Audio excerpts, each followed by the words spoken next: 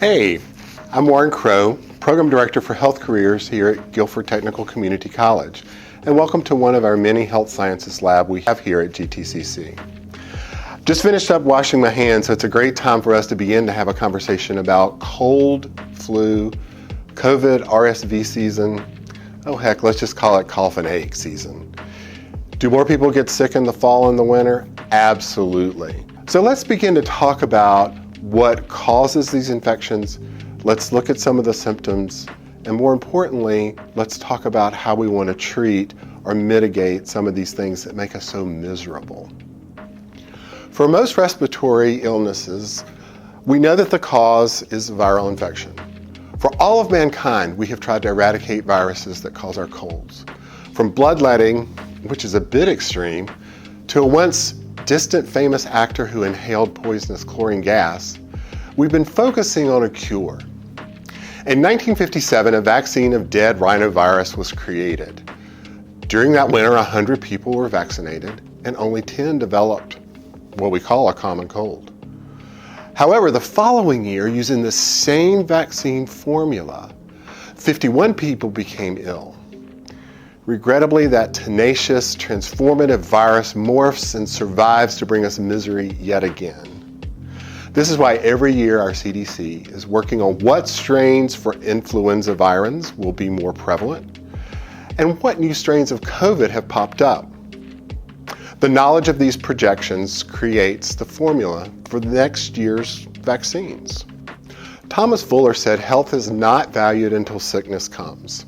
And in the winter, respiratory illness arrives head on. No pun intended there. The perfect storm for viral infiltration begins with the drier air of the winter and being sequestered indoors. As we all gather in the same space and watch the latest Netflix movies, viruses are spreading. Remember, misery loves company. Droplets occur all the time, not just when we sneeze or when we cough, but even normal exhalation puts droplets into the air. Once school begins, our children, our students bring to us whatever's growing in the petri dish we call our classrooms and labs. So how do we first prevent and then treat our unwanted viral visitors? If there's one thing we learned from the great opportunity, my word for the pandemic, it is washing hands makes a difference. When you come home, don't head straight for the fridge to wash your hands. When your kids come home, they need to go straight to the sink and wash their hands. We've got to remember that friction is the best part of hand washing that breaks down virins. Did you know that most of us touch our face an average of 5 times a minute? That brings us in contact with viruses all the time. Our bodies are amazing machines in getting rid of foreign organisms like a virus. Our immune response kicks in very quickly. This response causes tiny blood vessels called capillaries to dilate and expand and allow our blood system to bring in the macrophages and chemicals to respond to this invasion. With these blood vessels swelling in size, this causes inflammation and leads to more mucus production, coughing, sneezing, and of course, our very favorite, a runny nose. This cascade of normal immune responses to protect our body is the cause of our misery. When viral infections occur, our body turns up the heat so that it makes it an uncomfortable environment for viruses to reproduce. At the same time, we may have shivers or chills, all of which add to muscle contraction that gives off heat, again preventing the viruses from replicating. When this cascade of events start is when we feel bad. Remembering at this point, caring is not sharing. Stay home. Isolate yourself. So what of these symptoms do we treat? There are a few antiviral prescriptions, however, these are reserved for individuals with compromised immune systems or very unique medical diagnoses.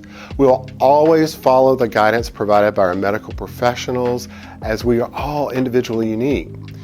You can treat the inflammation, the joint aches, the body aches with non-steroidals like Tylenol or acetaminophen, Motrin, or ibuprofen. We like to stay away from aspirin products because they can have some interactions with some viruses.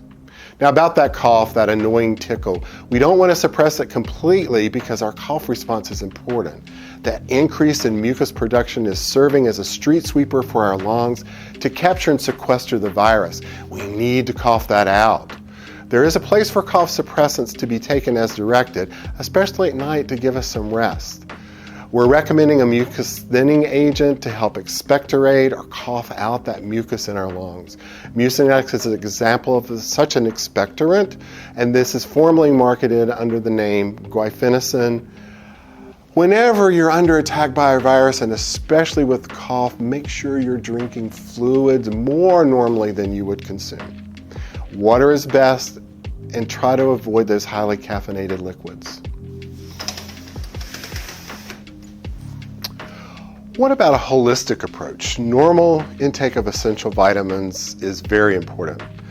Taking excessive amounts of vitamin C, which is an acid, has had some benefit in creating a hostile environment for viruses to thrive. However, the human body is always looking to be in a state of homeostasis and will excrete the excess vitamin in our bodies. Nasal irrigation like neti pots does provide some relief for nasal congestion, mainly because it's flushing out the mucus and decreasing some of the inflammation. Anti-inflammation scents like eucalyptus and menthol also aid in this clearing of congested nasal passageways for more normal breathing. Welcome to the beginning of potential respiratory illness months. Remember, prevention first. Wash those paws.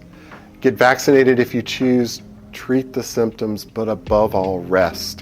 Viral infections last a minimum of 10 to 14 days. Your body needs that energy to fight the good fight.